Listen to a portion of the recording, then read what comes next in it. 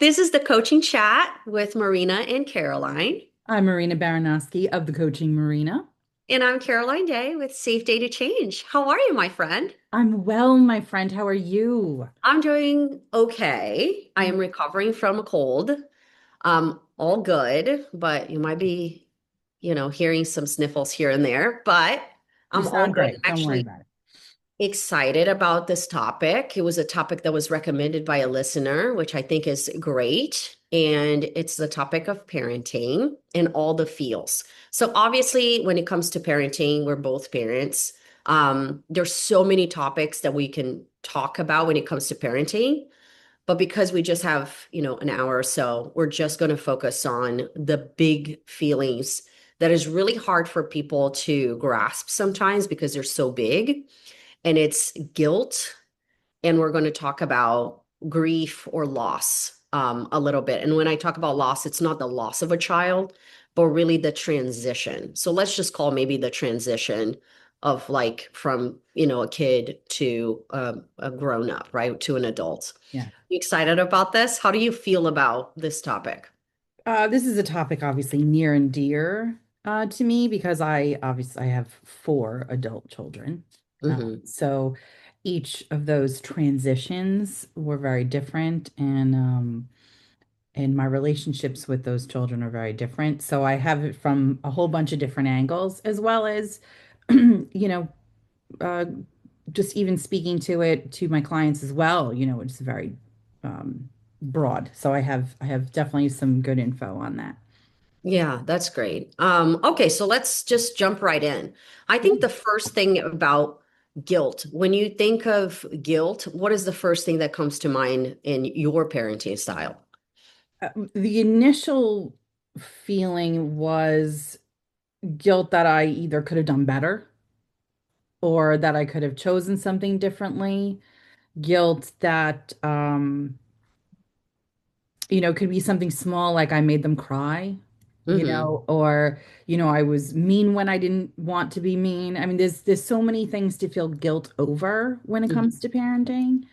Um, the way that I frame it now is, especially when they were younger and they were young children, I didn't know the best way to communicate with my children. So I had to reframe it within my head, and how instead of it calling it guilt, calling it what it is. First, actually calling it out. Let, Yeah. let's let's start there because Well, that let's not start there because there is the solution, right? I want to talk a little bit about what happened first okay. because I think it's going to be more relatable for people to feel and be in the feeling with us. I know it's uncomfortable, but I don't want to get to the No, that's result fine. of, to the because it's true. We can reframe it, right? But let's talk about the nitty-gritty of guilt, right? So I know guilt is something that people can relate because the moment that you become a parent, there's so many things that comes to mind.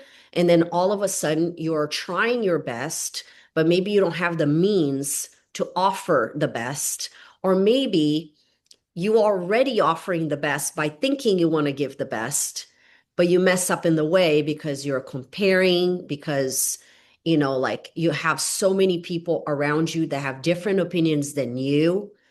And so I think guilt starts very early, and society imposes a lot of different standards for us to be this like great mother or a great parent in general, great father as well, you know. And I think for me, like I have a 10-year-old, and when I had my baby, it started very early, the expectation, when they're born, how much they should sleep, how much they shouldn't sleep, and where should they sleep? Can they sleep in your bed? Can they sleep outside of your bed? Should they have their own room? It doesn't matter if they have their own room. If they sleep with you, there's this guilt that maybe you're not creating independence in the child because that's what you hear. And then you put them away. Now you're guilty that they're sleeping away from you because you wanted them right here. And so this is like something that we can talk about again for hours Hours. because it starts so early on with all of this comparison. Should I be doing X or Y or Z? compared to what I'm doing, right? So tell me a little bit about that first, so just so that the audience can also understand, like relate to these causes. Did you feel like that when you had them? Of course. Um, the comparison, yes, there was comparison, but there was also this, structure that I had imposed to myself, that I wanted to be a certain way with my child. I wanted to give them a certain life. I wanted to, so these um, ideals that I had imposed on myself. And that came from what I've seen, whether it be on TV, within own family structures. It was like I created my own um, ideal. And that was based on many, many different things. Some of us have structures that are cultural. Some of us have, parental, structures that we need, that we looked at and we have to emulate because that's part of your, what you thought needed to be done. Instead of taking a step back and going, what is it that I really wanted? I didn't do that. I was like, okay, I wanted to have these certain things happen. What were the things that you thought were important when when you had a baby? One, I wanted to make sure that I was following all the proper rules that was imposed. At that point, it was you don't put your baby like face down, or it had to be on its side. And then a few years later, it was like you can't be on its side; it needs to be on its back. Like there's like, and so you're like, oh my gosh, I had this child on its belly for so long. Did I do any damage? Like you just have a lot of this guilt that comes up because you are following certain rules and that's just in the beginning. I'm just saying small rules like that. As they start aging and they start, having conversations with you, what shows should you be watching? I think it was like Baby Einstein at that point. It was like they have to watch this. And, my child didn't like Baby Einstein. So, oh my gosh, am I not giving, everything, to this child for its mental development? Like everything gets scrutinized within your head. And those are like small things, right? Could you imagine Yeah. like the big things? So this is there was such uh guilt almost on a daily basis of things that I could have done or couldn't have done to make my child's life better because I wanted something different from my child than I had. Mhm. And um that is what caused me to be over. And I mean over. Yeah. You know what I mean? Like Overprotective, over analyzing overprotector. everything, overthinking. So tell me a little bit about that because I feel like that's a juicy part of, this conversation that people can relate to. Yeah. What were some of the things that maybe you lived that you were like, oh no, I don't want my kids to live through that. Like I want to give them the opposite and what the opposite is.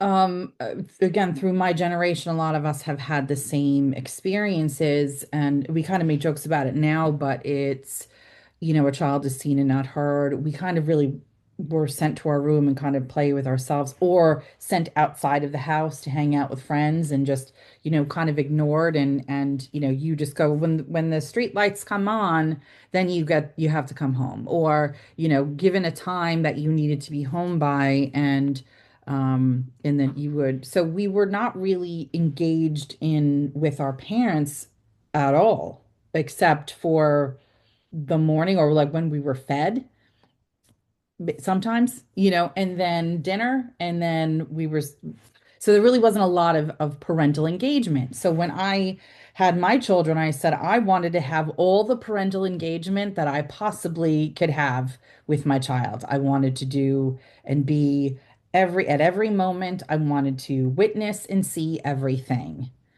And within that overprotectiveness, I took the brunt of all of the things that life experience, could have offered my children, ergo guilt later on in life, right? So, I Yeah. mean, there's a lot of emotion running back and forth, but I did not want my child to get hurt. I did not want my child to experience pain at school. I didn't want them to experience the things that I experienced, within in that. So I had imposed rules.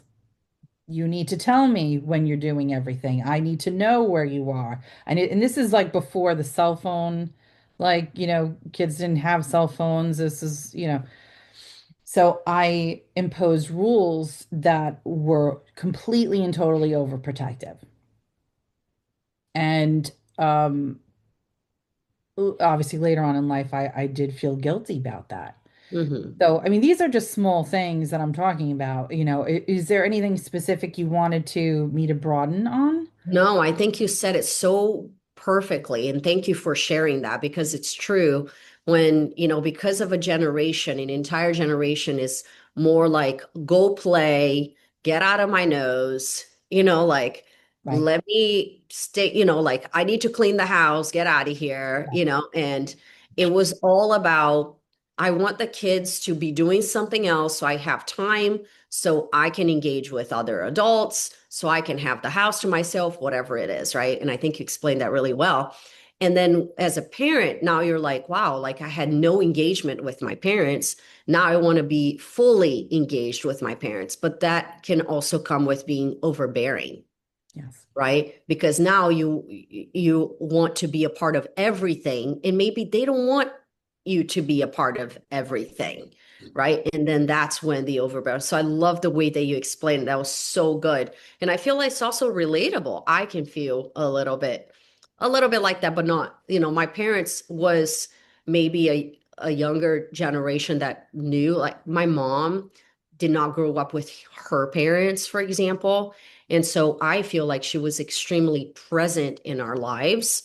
But because she worked 9 to 5, she was present when she was there, but she also wasn't there during those times. And so we also had a chance to go out and do our thing. So I felt like, in terms of that, I had a lot of balance in my house. But because I had a lot of discipline, like you put a lot of discipline, I felt like I was that kid of that family. I was your kid, if you will. I I was imposed a lot of rules because my mom knew what it was like to live with no rules, and it was awful for her. It felt awful. It felt like, if nobody wants me to be at home at a certain time, it means nobody care about me. And I'm going to sure I care about my kids. And so for us, we had to do everything on time. We had to be there and we had to do everything a certain way because it was a way of caring for us. I do this because I care. I care that you're eating. I care that your clothes are nice and clean, that your hair is well taken care of. And so it could be like kind of overbearing if you think about it, because it's overcare from someone who felt undercared. And so it's very relatable how that I could totally see that when you feel that nobody cared about you, you want to make sure that your kids really know that you care about them, and so it's kind of like it changes in the generation. And I think I was very fortunate to have come to America and become a babysitter right away. Because when I became a babysitter, I was working for really wealthy families that had a different vision for themselves. They were able to impose discipline without demand.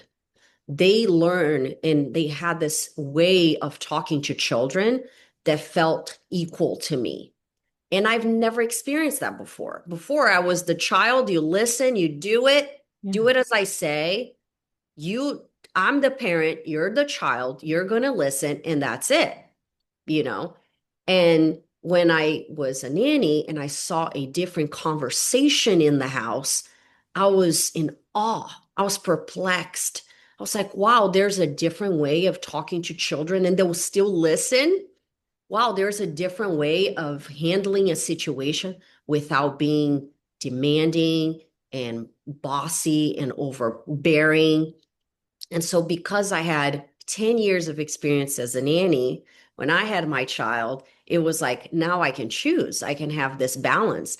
but I feel like I was very, very privileged. You Mm. know, I took child development classes because I was a nanny. You know, I was handling different types of kids, throughout, while I was going to college. And so that was actually really helpful. And I ended up with families that really had wonderful ways of handling kids. And so I feel very privileged. I don't know if everybody had the chance to learn from a different family and go, wow, like I like this method or I like this way. And so I feel like I'm the minority, if you will, because I did have these different ways of like, I had more choices, I felt like. And I feel like people sometimes don't have these choices. They feel like they really don't have a choice. It's either I become my mother or I become the opposite of my mother, and they don't see what the opportunities are. Is that? Absolutely. Oh my Yeah. gosh, yes.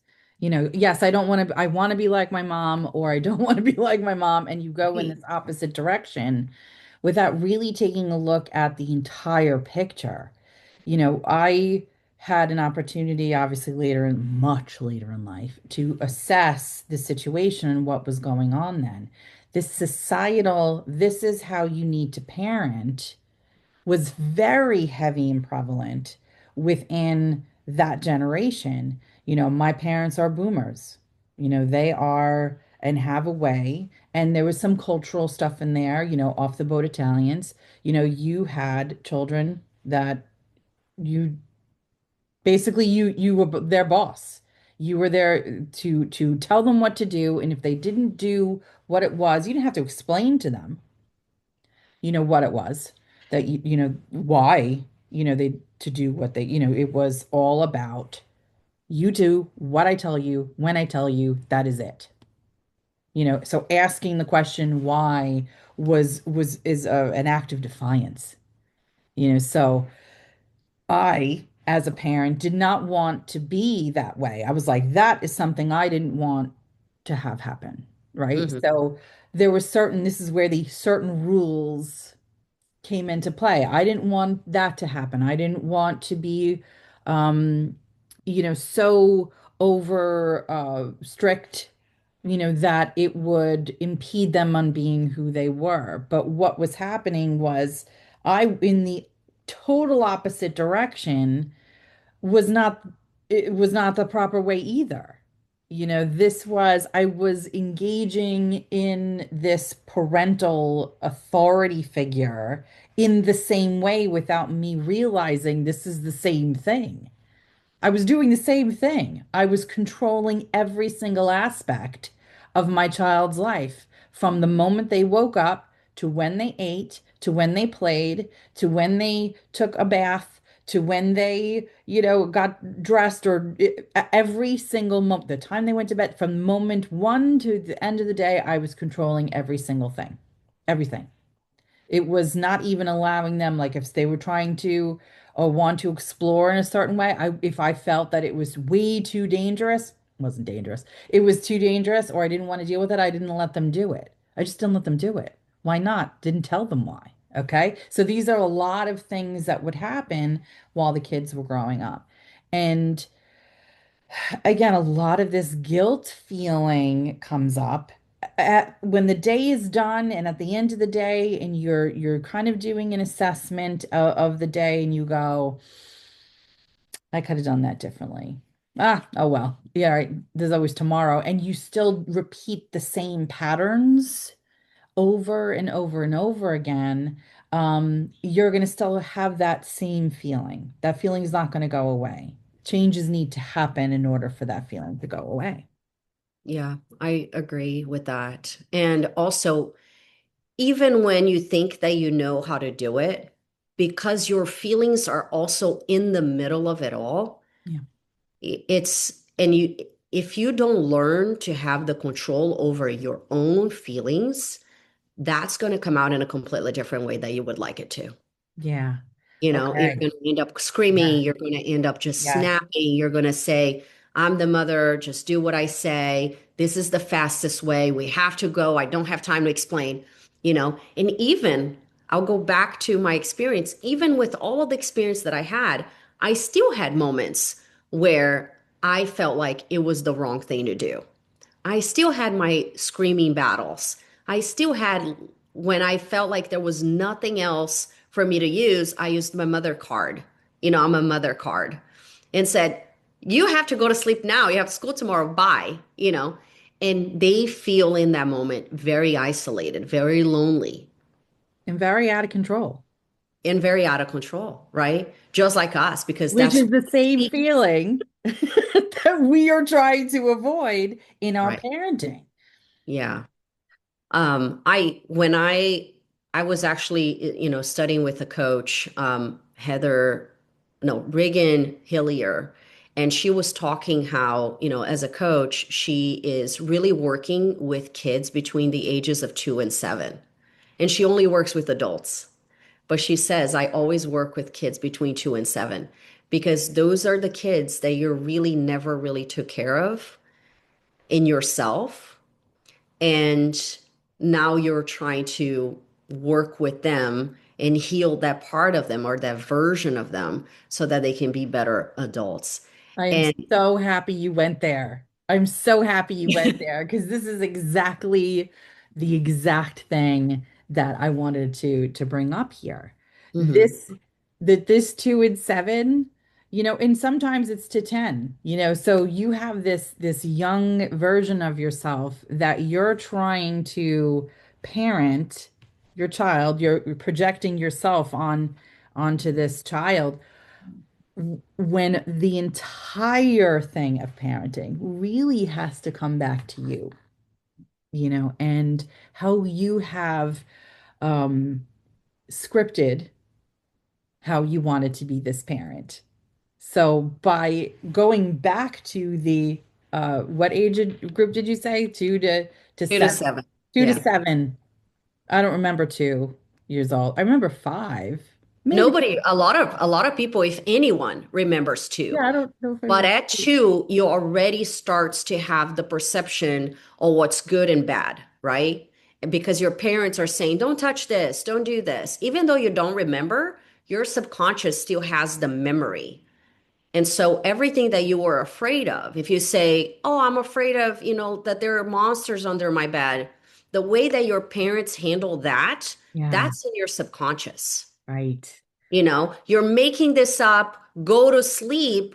It's like, wow, now I'm alone with the monster and I have to deal with the monster myself. And I've been Maybe I'm not ignored. Yes. loved. And they don't know how to process this because they're babies, right? Like they're toddlers. And so all of that we don't handle, right? We don't even know that it's there. And so there's no way to know that we need to reprogram that or revisit that unless you later on say, I need to speak to someone, and then someone will teach you, or you read it somewhere and it kind of like makes sense. You know what I mean? But the truth is, it starts earlier than people think. It doesn't start when you remember your memories, it starts before you remember your memories. And I think because we have all of this storage, of what we imagine life has to be or doesn't have to be, what my mom said was really important, what I certainly needed to be, and what I certainly could not be because it's wrong and unsafe. All of that is registered and it stays there unless you bring it out and you deal with it, right?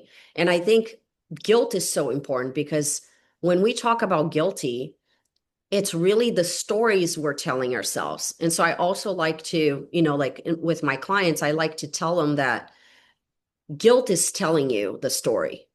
Guilt plants a story in our minds, right? You're doing something wrong, and the thing is, we can't separate the feeling from our values. And so we often don't even say what's actually happening. We don't say, I did something bad. We say, we're bad. I'm a bad parent. You attach it to your value, you attach it to yourself, to you amplify the meaning. All of a sudden you're a bad parent. I messed up. I don't do better because I can't do better. This was what I was given. This is the tools I have, and this is what the tools I'm working with here, you know and then you devalue yourself because you're attaching the guilt to yourself, because we never learned how to separate it. But the entire time, it's the guilt telling the story. You let the guilt tell the story. I'm a bad parent. I didn't do it right. I didn't choose it right. I was too overbearing. That's why they don't talk to me now. And all of these stories about yourself becomes this huge guilt because you're telling yourself these stories. So I want to lead that because I have a 10-year-old, like I said, so she's still very much here. And I can relate to the story you just told about you being your mom. I'm kind of that mom. I know exactly what my daughter is doing from the moment she wakes up to the moment she's going to bed. And that's okay, right? Because they don't have a direction on what to do yet. So this is the time where now we're loosing the reins a little bit and letting her do her thing a little bit and learning the right and wrong in her own ways, right? But you already went through that, right? So walk me through these other types of guilt that I don't know yet about. I mean, I do because I was once a teenager, but I want to know from a parent what it was like to not only that, but also you blended families also. So there Yeah. was an additional not so common, right? Or maybe it is, but not for everybody, right? So you had a blended family and also they were growing up. So what Yeah. was it like for you? Um, my two children, let's see, when did we come blended? I think they were 8 and 10 or Okay, close so to they that. weren't teenagers yet. So they Okay. weren't teenagers yet, Okay. and um, in that in itself, having a blended family was a guilt. I could just feel guilty about that, you know. Mm, Just, having something that is out of the norm. It may be more norm now, but in my framing, in my wiring, it wasn't the norm. That this and I didn't have anything to go on. There was no one in my family that had a blended family. None of my friends had a blended family. I was like the charting member of this in just trying to, plan a course for this. It was immediately an issue.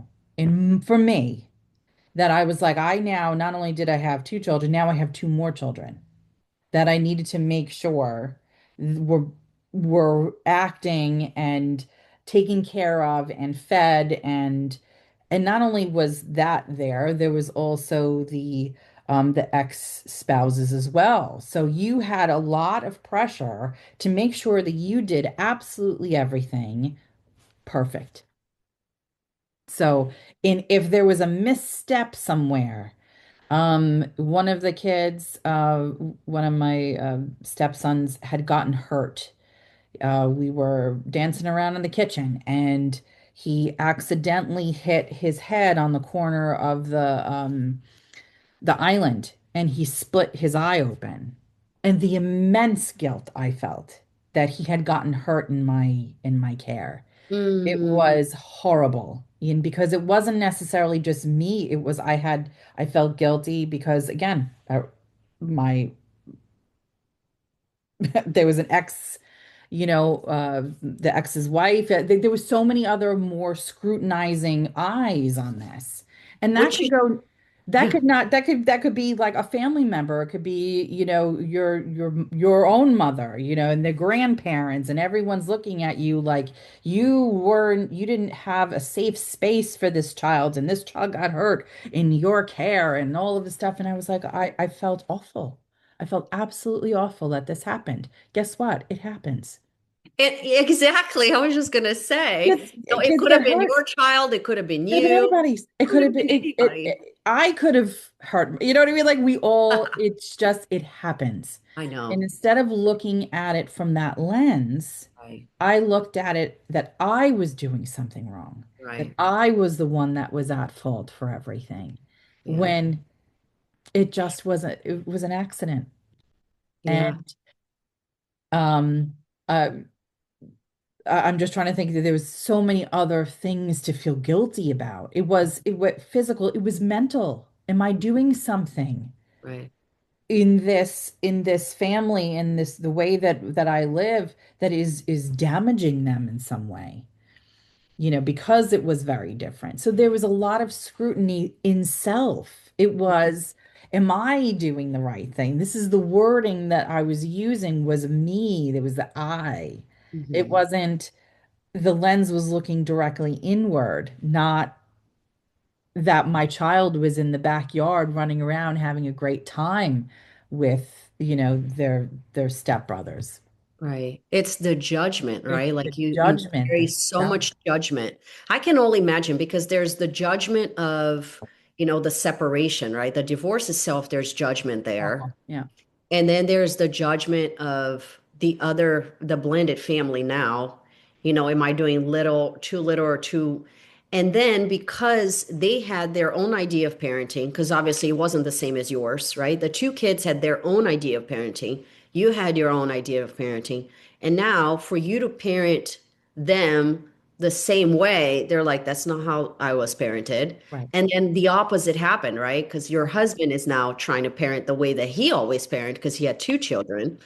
And then now it's like, no, that's not the way I was parented. And so to try to blend that, there's guilt and separation, guilting and unifying this, Right. and making it all work.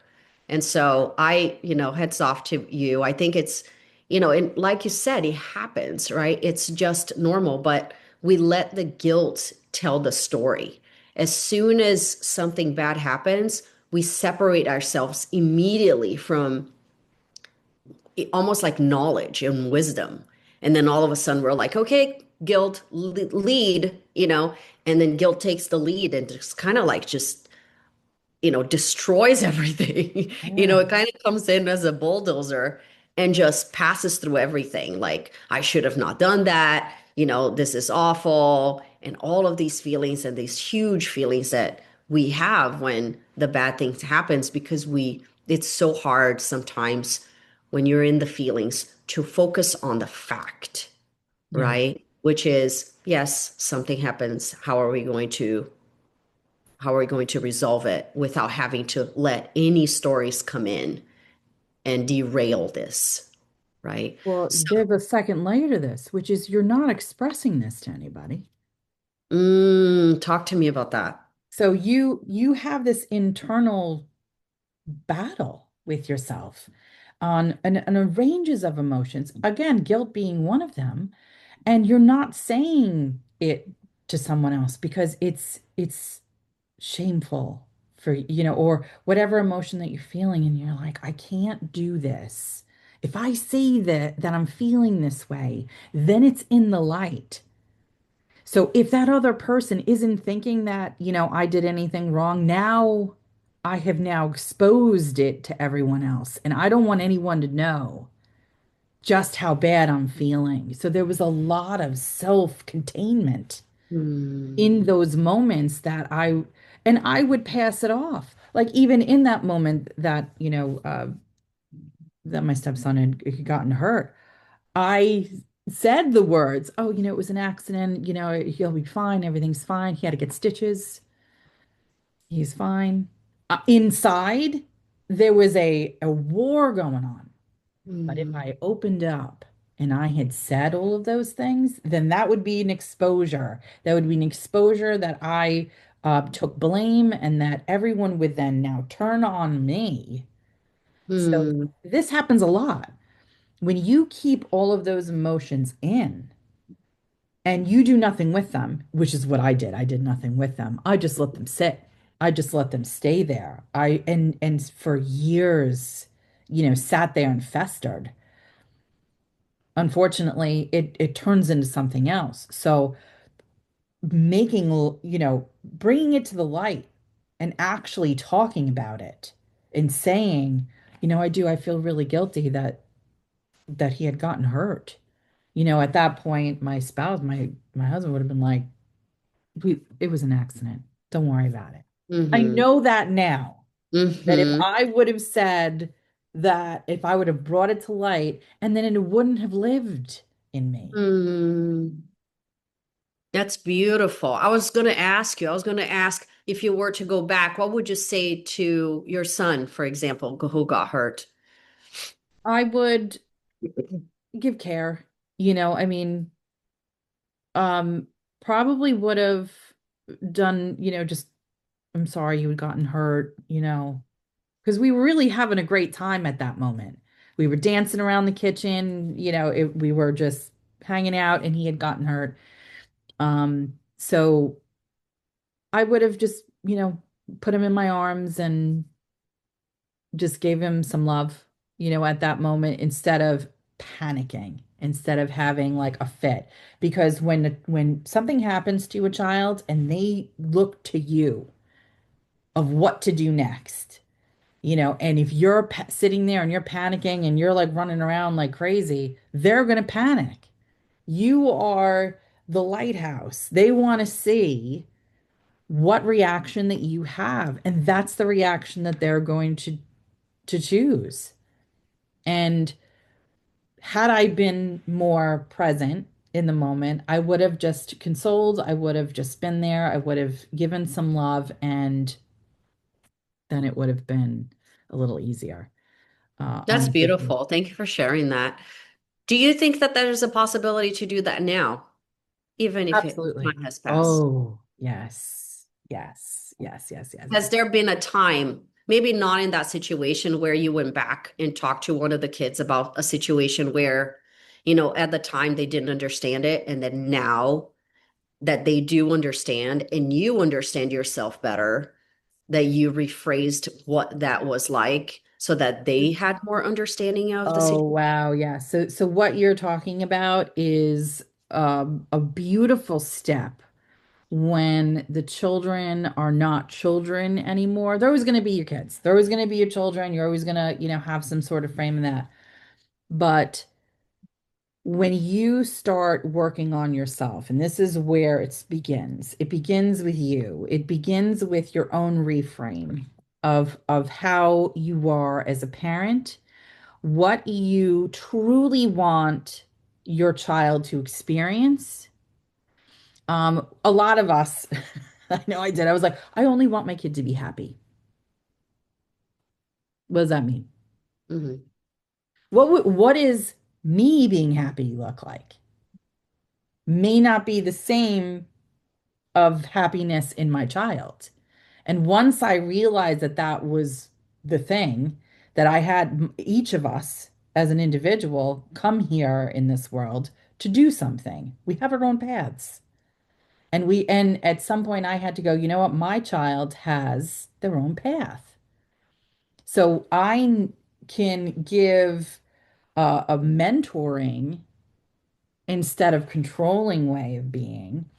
But I chose at that moment, and again, this is my children are now adults, where I started to do my own awakening of things. And when I did my own reframe, I realized there was a lot of things during their childhood that I didn't know how they felt about it.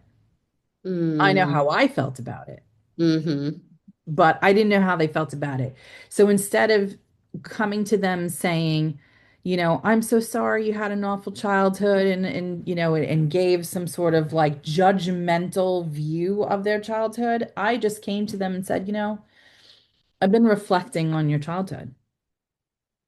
And if you want to, I'd like to hear your experiences. And at that point, and sometimes there isn't a lot of information that you get. But it if you're not looking to fix anything, if you're not looking to explain anything, and you just want to hear, you are now opening up a space for them to give you those experiences. And then you can talk about it because now your children are adults. They're not kids anymore. You can actually have this conversation. And it was so cathartic Mm. for us because they were able to say all the things that they didn't feel they could say to me without me either being angry or being judgmental or trying to put some sort of blame on, it was this person or, oh, I was going through that. I'm sorry, and apologizing for things. I'm sorry that, I was going through this divorce is what I said. I'm sorry that that was even a thing in your life. But what I learned from it was this. What did you learn from it? Hmm. And being able to be curious and stay curious and take out the judgment, take out the reframing, just talk to them. And this is a huge, huge piece because we have an assumption that our children have experienced something, and that may not even be a thing. I speak to my mother a lot. And in those conversations, to say, I remember when you did this, Mom. And she goes, I don't remember that at all. I, I can't even tell you how many times that happened. And then vice versa. She's like, oh, I remember when you did this. And I'd be like, that that wasn't a thing to me. Mm-hmm. So we are assuming that this is a major thing that's happening, and it may not be for your child, or vice versa. And again, we're either parents or we've been parented in some way. So Mm-hmm. we're just trying to reframe it in a way that is going to be open. Because as a child, I didn't want to be judged. As a child, I wanted to be loved unconditionally, right? I wanted to someone to just say, "You're awesome." Wrap their arms around me. I wanted someone to just be there when I needed them. And when I realized that that's what I needed, then I was able to change that and say, "This is what I needed. What about you?" And they're like, "Yeah, that's exactly what I want." Well, guess what? That's what this relationship's going to be now. I don't have to control you. I don't have to, impose any sort of will on you. You have your own will. I'm here. If you need me for anything, you want to just talk, you want to just chat, you want to, you're having a moment and you just need to get it off your chest, I'm here. And I'm not going to be judgmental about it. I'm not going to pass any judgment on myself either. Oh, I could have done this, that, and whatever in order for you to not have this experience. I was able, and now even as my children, some more than others, will call me when they're having a moment. I just need to get this off my chest. I'm having difficulty at work, or this is what's going on, and I'm just having a moment. And I'll be curious why. And Mm. just having someone that they can call that we can have a conversation on that level has changed the trajectory of my relationship with my children. And it's also changed the way that I have viewed myself as a parent. So even though I may not have done it when they were growing up, I'm doing it now. And this is the biggest thing is that even though you may not have done everything perfect when they were growing up, that you can be that for them now. Be that unconditional person. Be that one that is going to that your child's going to want to come to, no matter what age. That's Yeah. beautiful. Yeah. Wow. I love that you shared that because it's so important for people to know that. And it's beautiful that you had these conversations.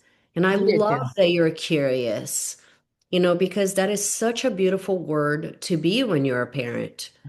It's to be curious about what they're doing, to be curious about even your own feelings. Be curious about your feelings, about their feelings, instead of judgment, right? Just be curious. I love what you said, but for me, I didn't want to wait until my child was older. And I feel like you don't have to either, right? Because even though you think, oh, they're so small, they may not understand, but they already have their own feelings.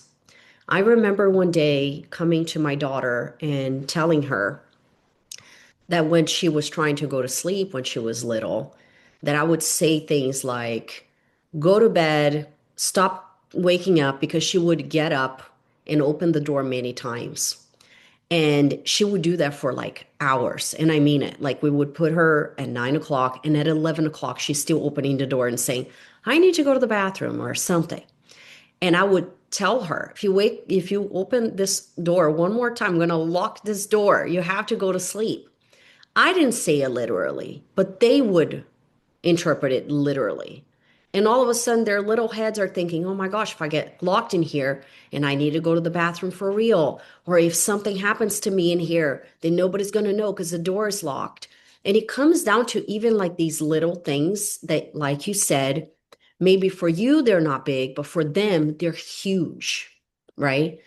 And I remember, even as a child, she's 10 now, and I said, I want to apologize for that because that must have felt scary to hear. Yeah. I wasn't going to do that. I was just trying to get you to sleep and I was tired because you kept on opening the door, but you didn't deserve that. And I want to say sorry because I did that. You didn't deserve that. It's And beautiful. it just felt like so big for her that she felt that way, that she felt like, wow, she is saying sorry to me, like she is, for something that she's like, it's okay, mommy. And it even actually empowered them a little bit because they feel like their feelings matter. It makes them feel like now I can come to her if something happens. And I did, right? Like if something that I say to you hurts your feelings, let me know, because I don't know, or I don't know how I'm saying something may affect you and vice versa.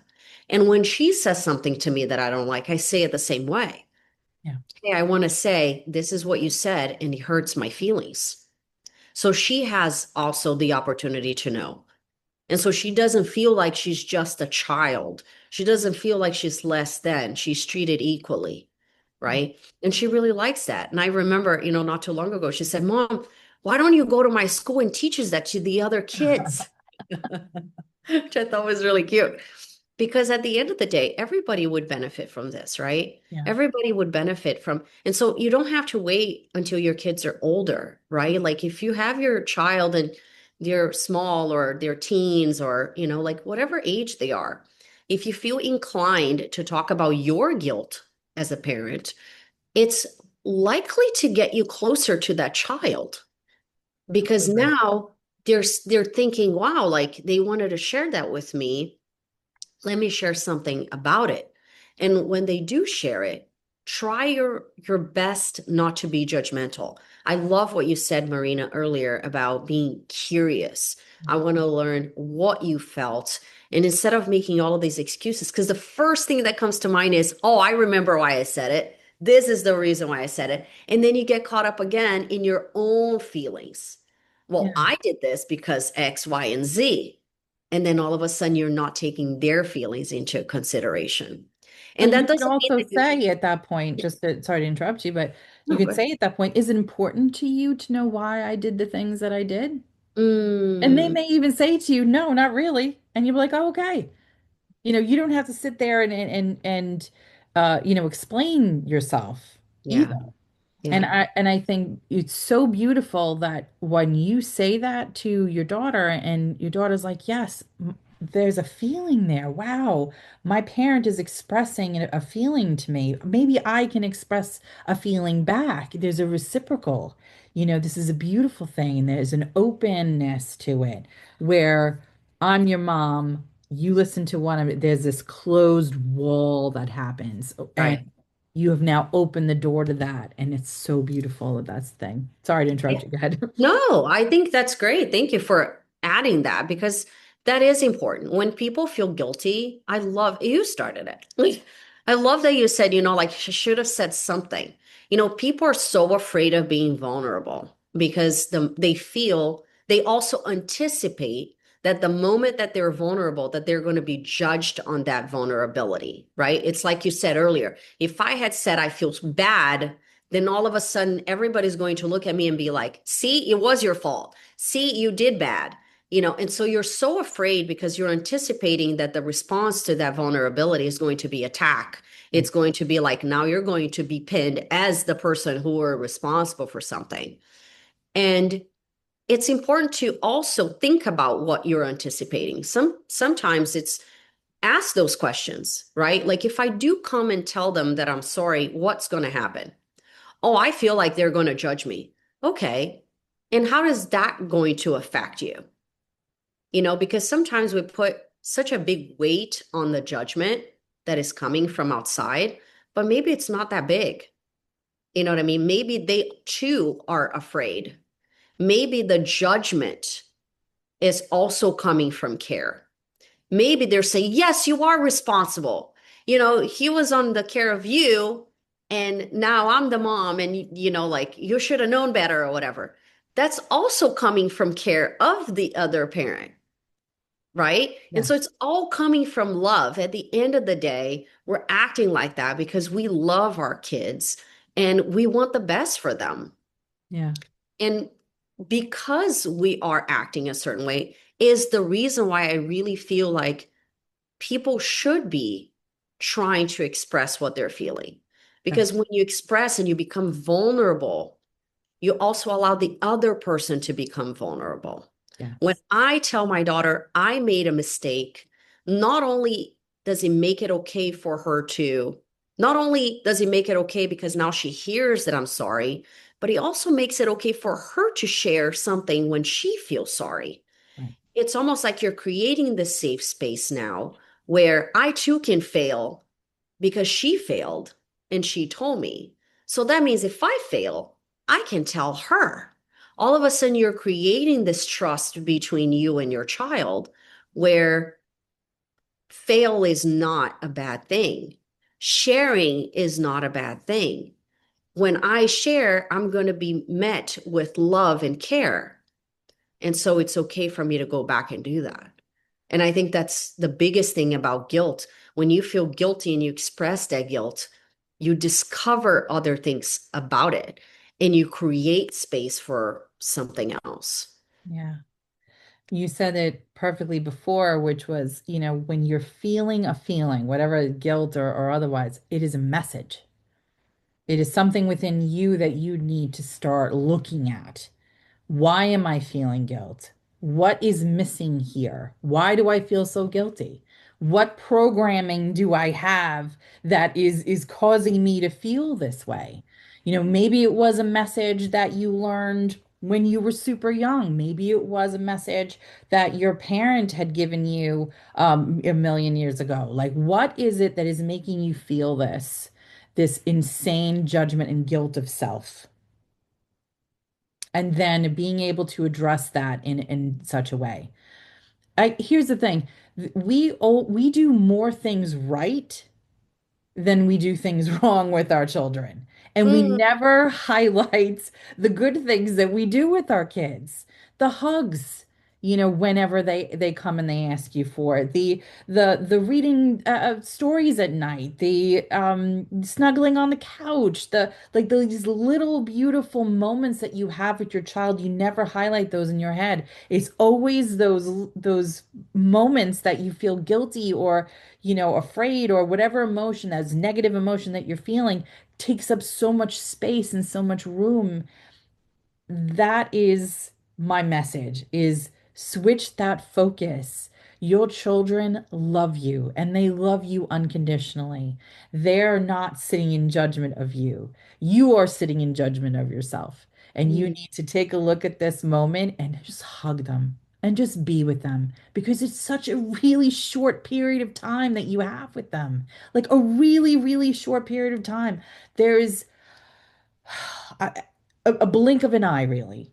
They come into your life, you spend time with them, you try to make their childhood a memorable one, and you scrutinize yourself the whole way through. And at the end of it, there are moments that when you're in a conversation with your child, like I had a recent conversation with one of my children, and they were like, you know what? I bitched about it when we were going through it, but I will tell you, I am so grateful that we did that. And mm, then you're just like, oh, thank you. Thank you for telling me that. Because that took so much mental space in my head. And now we were able to establish that kind of communication. But I mean it goes so quickly. 10 years old is going to be 20 years old in half of a minute. I'm very, very serious. And love them and kiss on them and love them the way that you want to love them and forget about this societal culturalness that we come into it with.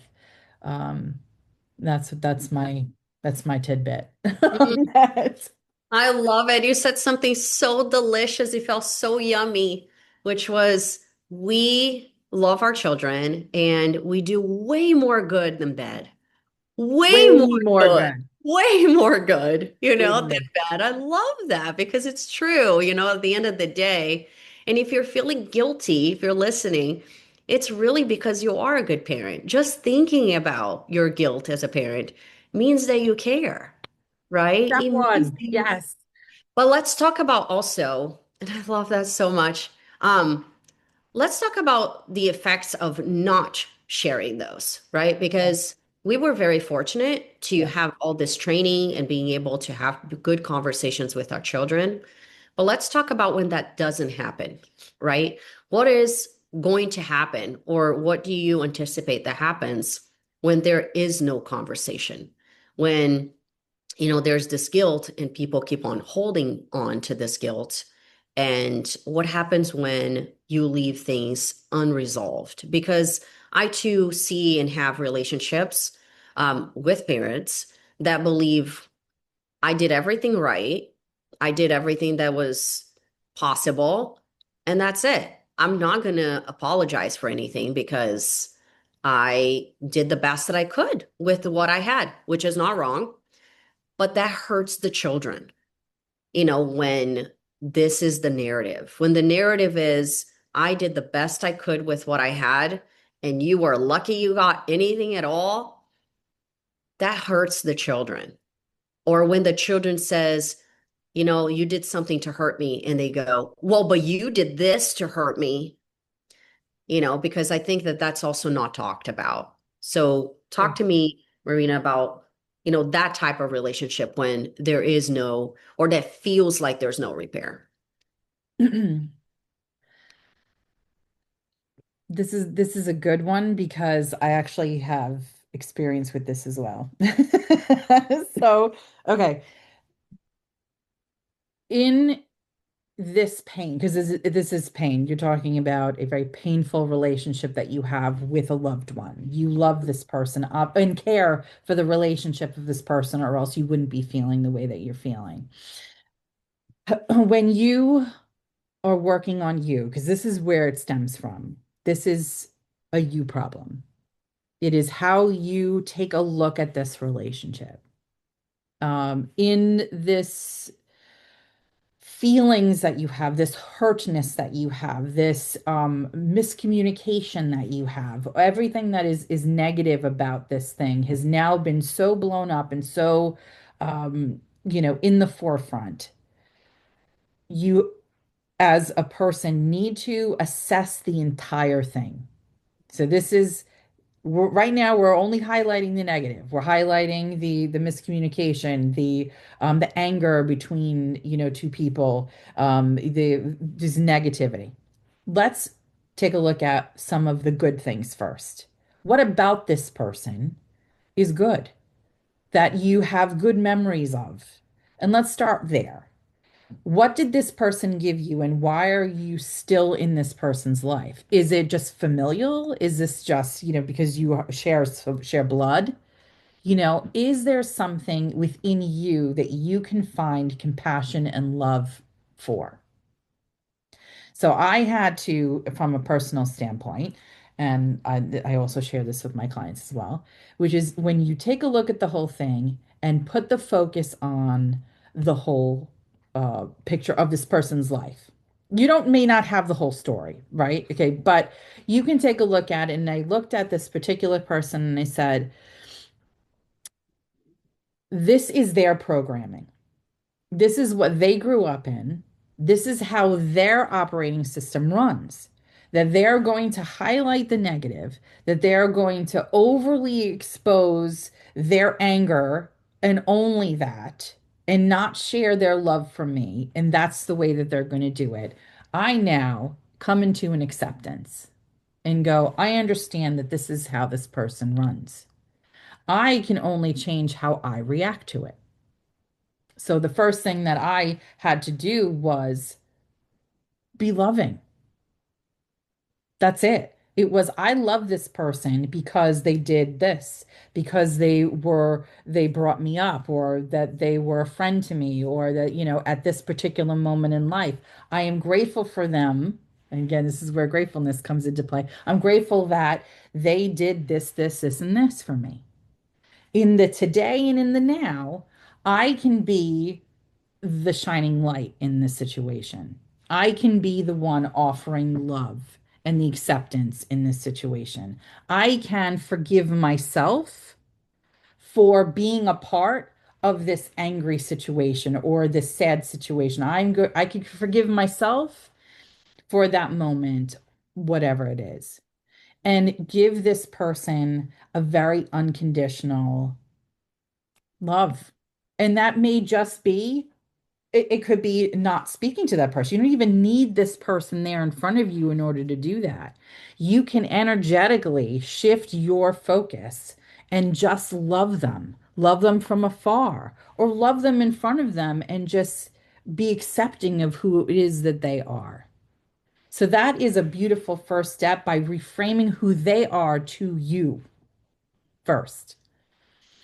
By In my own experience, as I shifted the way I reacted to them, instead of being a tit for tat, instead of it being an angry thing, it was expressing, I may not even had said anything within that exchange, but just my energy, the way that I stood, the way that I held myself was about love. It was about I may have just even smiled at them, and it changed their demeanor towards me. Mhm. I changed me, and in turn it changed them and how they reacted to me. That's it. That's the only thing. You need willingness for the other party to come to you and say, I want to work on this relationship. You cannot force that. You cannot force change in someone else unless they're absolutely willing to come to the table with you. Yeah, I agree with you. And I thank you for sharing that. I agree with a lot of what you said in terms of being grateful for the relationship. I love your first question, which is what do you like about them? Because the same way that moms do a lot more good than bad, that's your relationship with these loved ones, right? Either your parents or vice versa, your kids, is there's a lot more good than bad. And so looking at that first, I love that question. Like the first question is, what is all of the good that you're not seeing right now because the bad feels so big, right? Let's go back and just take a look at the spectrum to see that there's other good things too. What they might say is, yes, they have all this good, but it's still not deleting this bad, right? The second thing that you said was, it's a you problem. And when you said that, I understood, right? And I want to rephrase that because it's not really like it's a you problem, like it's you have a problem. It's something that you want to fix, not them. It's coming from you first. So Right. let's rephrase that. It's not really a you problem, but it's a concern that you're trying to tackle, not them. Right? When you're trying to have a conversation with someone or trying to fix something with someone, you are having an issue with what's going on and Yeah. you're having an issue with the relationship we have with this person, not them necessarily. You are, right? And so I would highly recommend, and I think you said that a little bit, is to for them to work on them first, right? Which is to focus on what can they understand from themselves first. How is this making you feel and how is it impacting your life? And the reason why you have to see this first before you even try to come up with an agreement or try to talk to that person is because sometimes that relationship won't change.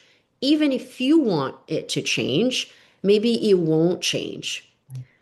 But because you, Marina, have done all of this work for yourself, you can come in with a lot of empathy and unconditional love but it's because you did the work, right? And so I think if Self. somebody starts to look internally, not because they're the problem, but because they're the ones seeing the relationship as an issue first, right?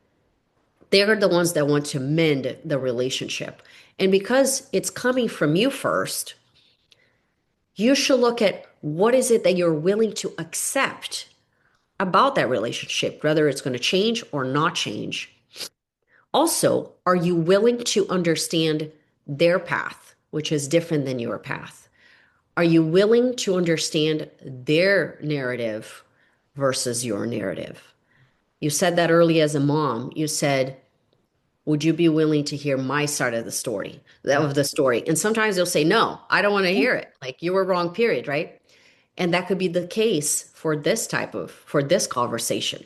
Maybe they don't want to hear your side of the story. Maybe you're hurt and you don't want to hear their side of the story. But if you do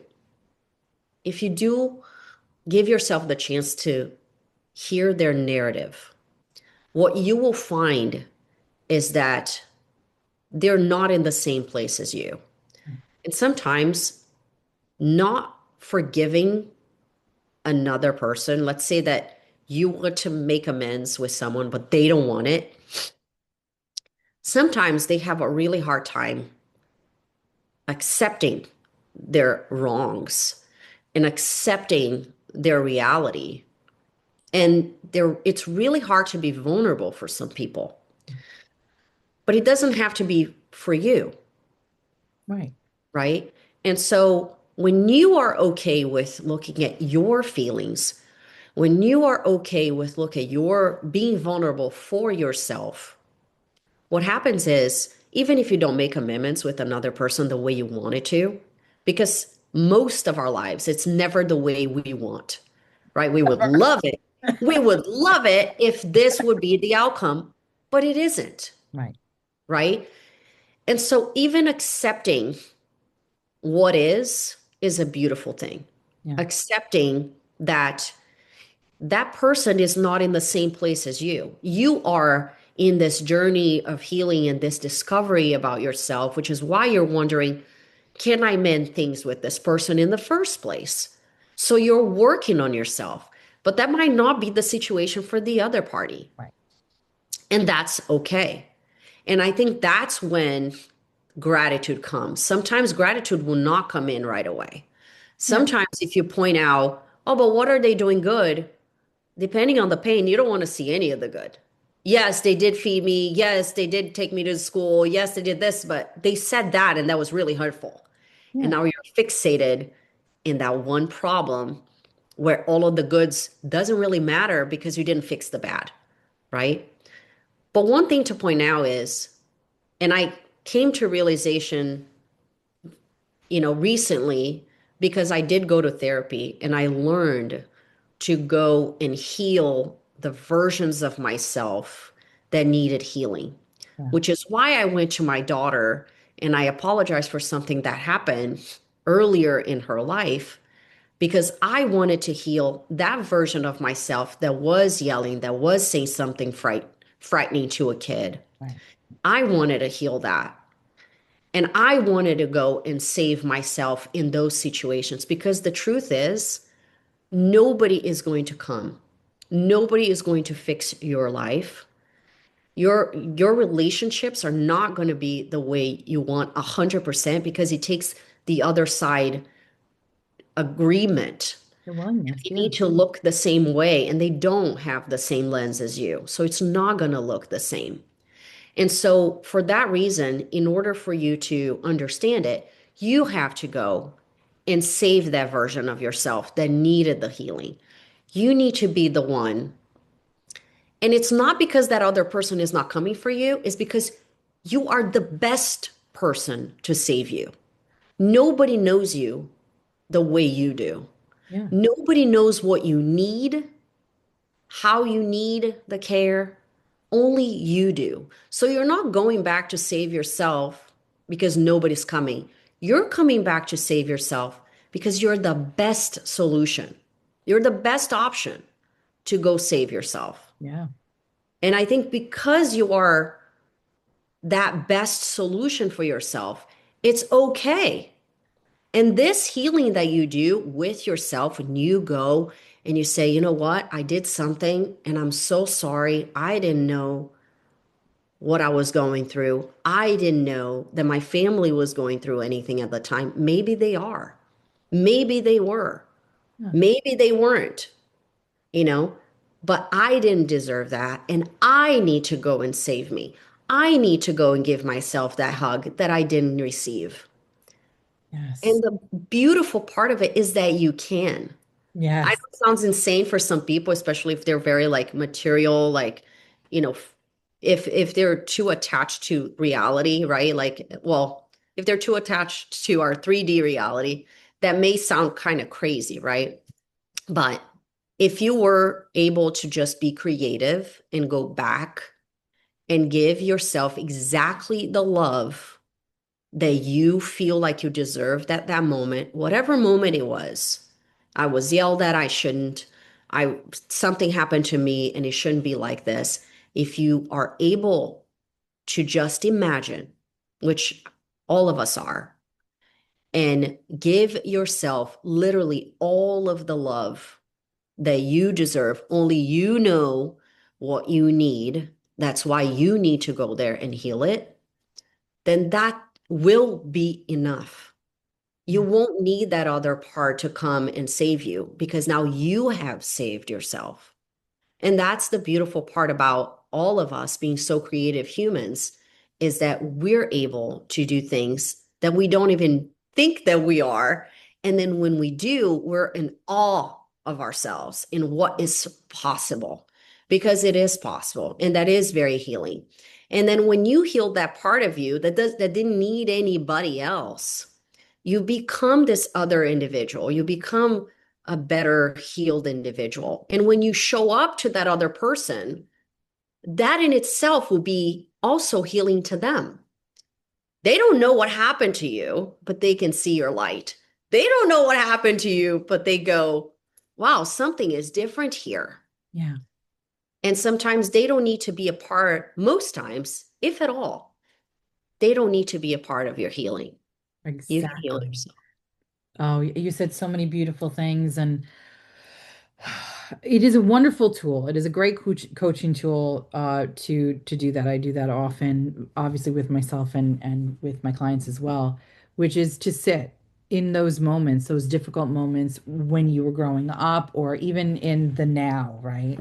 When you have a different reframe and you have really accepted everything about yourself, you can go back to those moments and give yourself that hug. Close your eyes and walk through an adult version of you and that child version of you and go, what would I have given to me at this moment? It is very healing. It is a wonderful tool. I highly recommend it, especially if you're dealing with something that is very difficult within your head. And if you're trying to do something like fix a relationship, it is all about how you feel about this. And I know that you were saying that when you can come to this, I in my situation, all I can do is offer that olive branch. All I can do is offer myself in a very loving, accepting, non-judgmental, unconditional way. And it is up to them to meet you there. That's it. Mhm. And maybe they'll come, maybe they won't.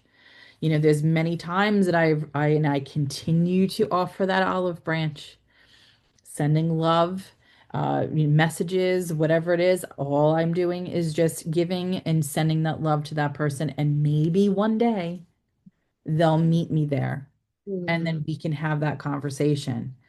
And that has been so healing for me to know that I am doing what I can do to heal that moment, to heal that situation, to heal that relationship, whatever it is that you're trying to go with. But in the frame of parenting, because this is what we're talking about, parenting, your children, um, they love you, but in the same way that we love them, you don't have to like them, and they don't have to like you.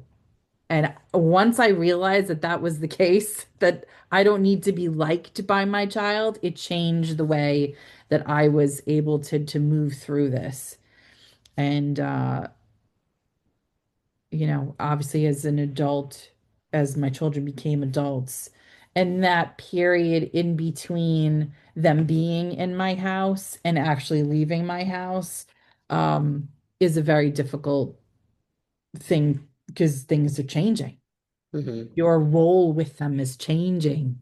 The way that you have framed your entire, situation is gone. They're no longer in your house, or they're off to college, or they've gotten their own place, or they're having their own relationships. Um, that really starts to make you, like, I know for myself, I felt a lot of grief for the ending Hmm. of what this relationship was and what it is now, and as it changes. Um, so that is, again, when grief comes up, when you're starting to feel really like sad about the ending of this time, it's a message. It is, what about it is sad. Mm. What about it is sad? Your child is leaving your house because they're successful. They're off, and you have they're off to college, or they're on their own. That is what we were supposed to do, right? Like that's the whole thing. We have our kids, we raise them, and then they're supposed to be on their own. So you were successful.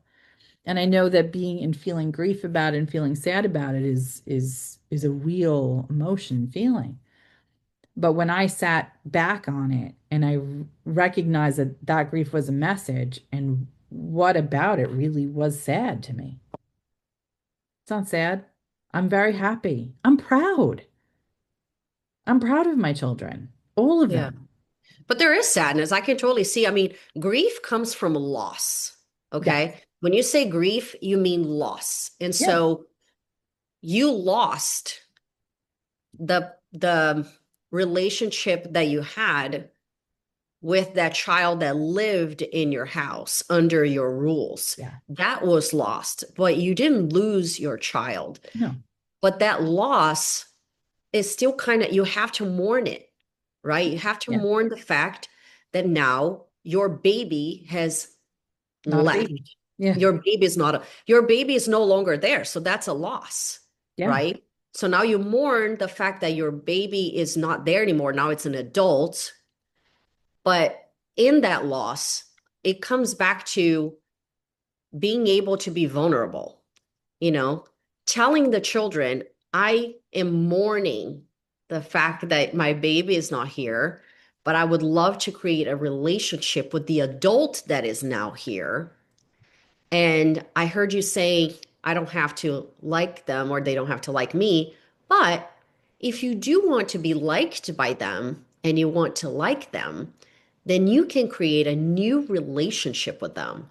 It just won't be the same one. And maybe Right. that's what is you're waiting for. You're waiting to fully mourn the loss of a baby or a child so that you can create a relationship with the adult, right? Right. And sometimes people wait too long. So you want to make sure that you don't lose the relationship with your child because it's always going to be your child, right? That child is never going to go away. It's always your child.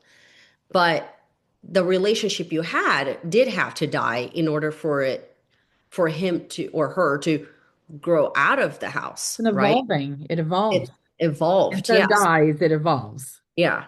And so it's not a grief then, right? Because Yeah. if it's a grief, it's dying, right? So he didn't die, but it is changing. And so you have to grieve the loss of that relationship or whatever it was, right? So you're still losing something Yeah. because it's no longer there, but something else can come in and replace it, right? Your love is still there. So there's still room to replace that relationship for a different relationship, a relationship with more equality, because now it's two adults handling life, Right.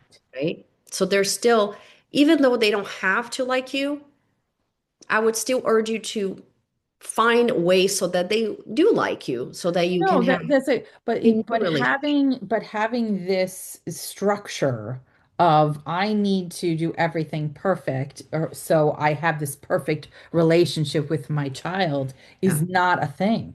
Like it So for that's what me, you're grieving. You're grieving the structure that is gone. So correct. the structure that you had that no longer exists is the painful thing because you're the one who created it. Yes. So the machine you created got destroyed, and that Yes. is the loss. Yes. Thank you for that reframing. Love that. Yeah. Yes, the machine is gone. It's a new Yeah, you're machine. Yeah. grieving the system. The system is no longer there. So you're grieving the system you created with so much care and love. You Yeah. created that system because that system was going to build them into young adults. And you were so proud of that system because that system worked for so long. And it was a beautiful system. You took them to school, you were able to pay for things. It's a beautiful system. And now it's gone. That system is what you're grieving. And Yeah. that's okay, Yeah. right? Because you built it, because it was there for so long, and now it's gone. And so you're grieving the system. It's not even the relationship. I'm so glad that we're talking it out loud because it's not really the Right. relationship that you're grieving, it's the system. It's that structure that you built that is now gone, you know? Yeah, and I Just- remember like my first child leaving the house, he was going into the military.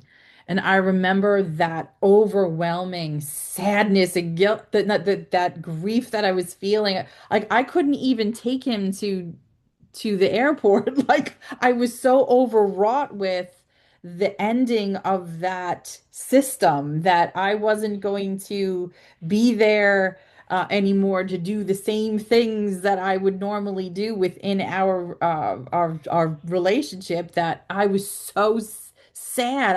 I couldn't move.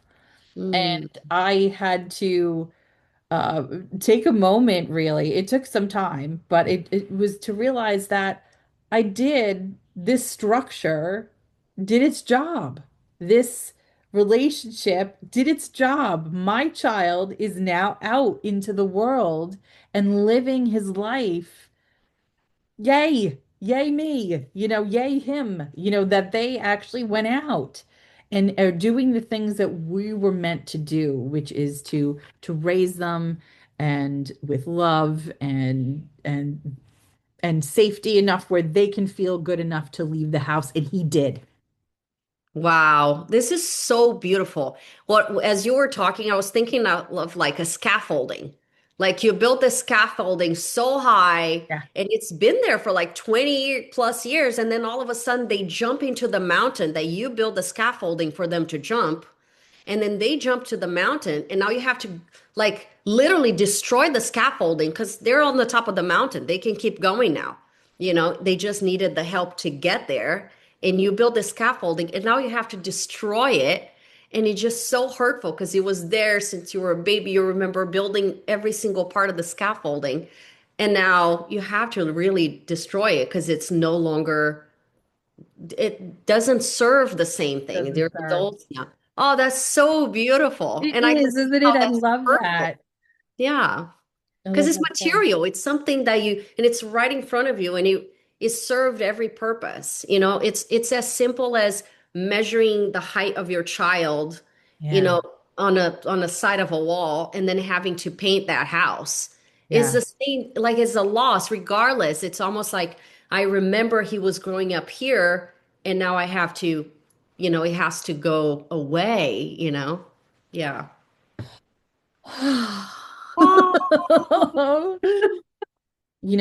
We're talking that child is now 25, so, and I love that I was able to make that switch and change and move forward in a relationship where we can be open, we can have hard conversations, and always know that the love is there.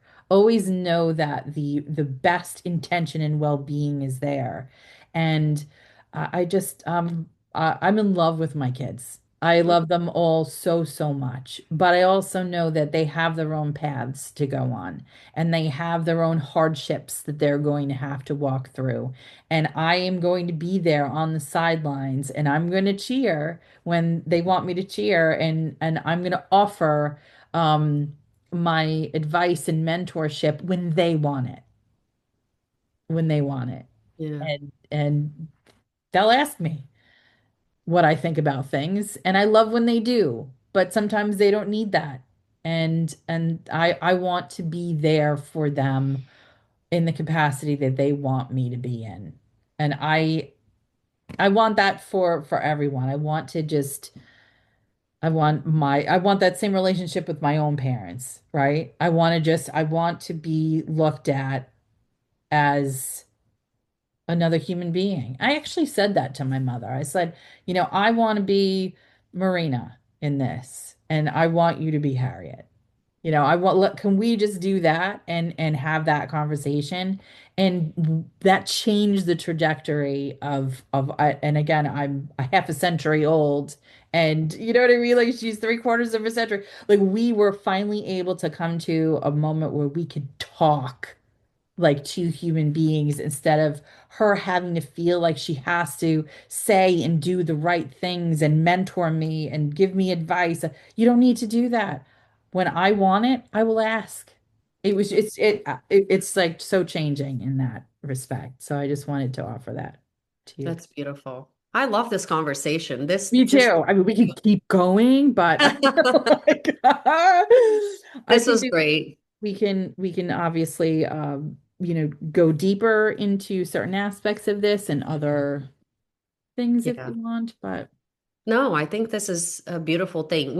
Is there anything about guilt that you have learned, from all of this, from your relationship that have changed with your four children? Is there anything that you would like to leave, as a note or gosh, give me a moment.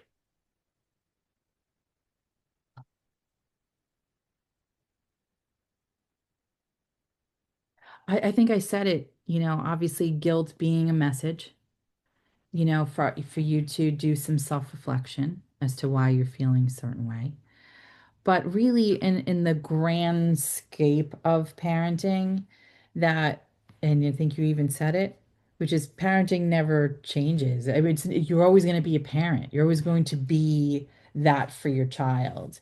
Um, but being ebbs and flows with it, uh, it's allow yourself to grow through it. Allow yourself to repair through it or reconnect when you have to, or just, I like to use the term love forward. Hmm, That's what I would say. I love that. Yeah, very similar to what you said about, guilt as information is my message would be there's nothing to feel guilty about. Yeah. Because it's information, try to find why it is that you're feeling guilty so that you can overcome it. Because there's nothing to feel guilty about. There's nothing that can't be healed or solved, and I think that's the beauty of being human, right? We all make mistakes, but we can always try to heal that part of us that feels guilty. But there is nothing to feel guilty about. At the end of the day, we're parents and we love our children. I love my child so much. And I know that I'm going to mess up. This is not the end, right? Oh But yeah. I also know that I'm going to love her through it all. And Yes. so I think that that's the beauty of it, Love forward. is Yep. that I love being a parent and I can see that you love being a parent as well. So it's a miracle of life. And I love that. True. So very, Oh, very true. I'm so grateful for you. This was I'm such a good grateful for conversation. Can't you. wait for Don't what wait. That's the message. Don't wait. Don't yeah, wait until they're adults yeah, that's to do beautiful. some reflection. Do it now. Start loving forward now. Oh, well, we'll see you guys Yeah. next Monday. Thank you so Yes. much for your time. I'll see Thank you guys next you. time. Bye. Bye.